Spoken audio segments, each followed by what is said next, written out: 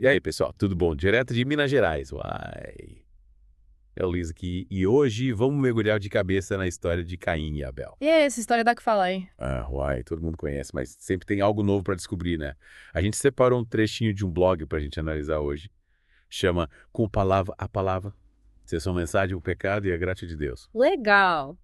E o que chamou a atenção nesse texto, Luiz? Bom, ele fala de como a gente estuda a Bíblia, sabe?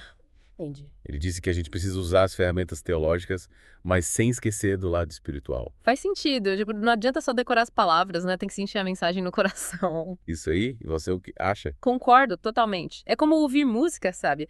Você pode até entender a técnica, mas a emoção é que importa. Verdade. E o blog usa essa ideia para falar de Gênesis 4.7, aquele versículo onde Deus fala com Caim. E o que ele diz sobre esse versículo? Ele diz que a gente costuma ter uma interpretação meio superficial, sabe? E como o blog sugere que a gente interprete? Ele fala pra gente prestar atenção na luta interna de Caim, na batalha dele contra o pecado. Sei. E o texto, em hebraico, usa uma palavra forte para descrever o teu pecado, viu? Que palavra? Ele compara o pecado com uma fera à espreita, pronta para atacar. Nossa, que imagem forte. Pois é. E como essa fera aparece na história de Caim e Abel? Bom, acho que a gente pode ver isso na forma como cada um deles faz a sua oferta para Deus. Entendi. Caim, cheio de si, confia nos próprios esforços, né? Tipo, olha só, Deus, fiz tudo certinho. Parece que ele queria mostrar que era capaz. Exatamente. Mas Abel, ele reconhece que precisa da graça de Deus. Ele oferece o cordeiro como um símbolo dessa necessidade. Faz sentido. É como se ele dissesse, Deus, sem a tua ajuda eu não consigo. Isso aí. Mas e a fera do pecado? Como ela entra nessa história? Lembra que o blog fala do pecado como algo que está dentro da gente, né? Uma força querendo nos dominar. Sim, lembro. Então, no caso de Caim, a raiva e o ressentimento que ele sentia pelo irmão alimentaram essa fera. A raiva dele acabou levando ele a cometer um ato terrível. Exatamente. Essa comparação com a fera ajuda a gente a entender a força do pecado, né? Sem dúvida. E você acha que isso se aplica pra gente hoje? A gente também tem que lidar com essa fera. Ah, com certeza. A gente está cercado de tentações e desafios, né? E muitas vezes a gente se deixa levar pela raiva, pelo egoísmo. Parece que a fera tá sempre ali, esperando pra nos pegar. Pois é. É uma Matar o luta tempo. constante. Pois é. A gente tem que se cuidar para essa fera não nos dominar. E como a gente faz isso? O blog fala alguma coisa. Sim, ele fala da importância da graça, né? Da graça.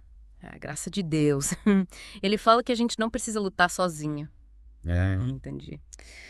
A graça de Deus é como um presente, sabe? Um presente. É um presente que nos dá força para resistir às tentações. Gostei dessa ideia.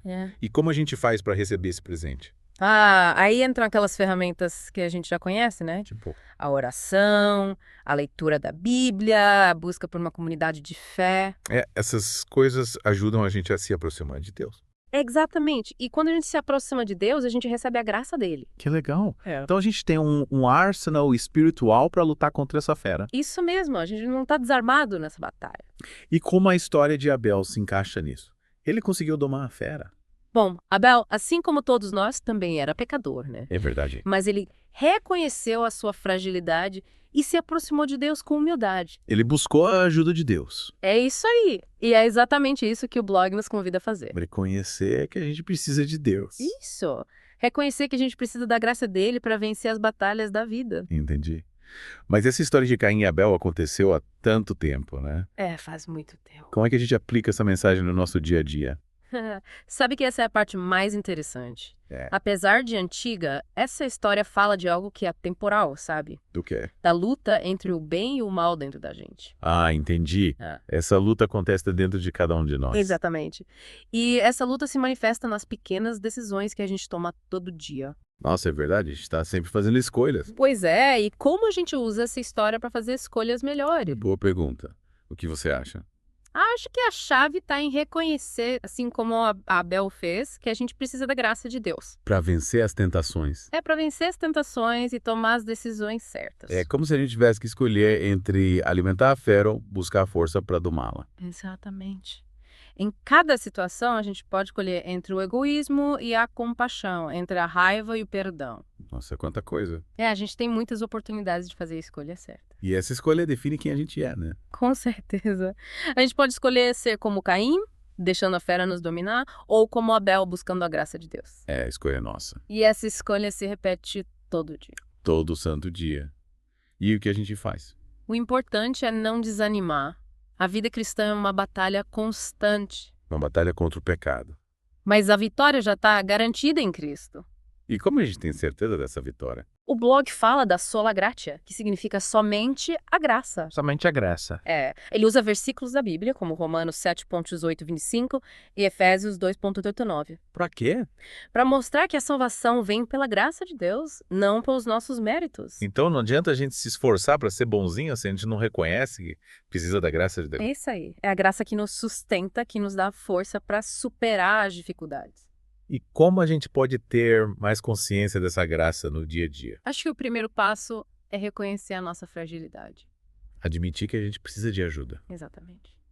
E essa ajuda vem de Deus, através da sua graça. É como se a gente estivesse pedindo ajuda para domar a fera, né? É isso aí. E como a gente se aproxima dessa graça? Aí entram aquelas ferramentas que a gente já falou, a oração, a leitura da Bíblia. A gente precisa se equipar para essa batalha. Exatamente. E o mais importante é não desistir de buscar a graça de Deus. Buscar agradar a Deus. Ela é como um presente que Deus nos oferece. Um presente que a gente precisa receber. Isso. E a história de Caim e Abel nos ensina que a escolha é nossa. A gente pode seguir o caminho de Caim ou o caminho de Abel. E essa escolha faz toda a diferença na nossa vida. Que reflexão profunda. Profunda mesmo. A gente vê como essa história antiga ainda é relevante pra gente hoje. A gente se identifica com as lutas deles. Totalmente. E a gente aprende com as escolhas deles. Ficam consequências, né? Mas me fala uma coisa.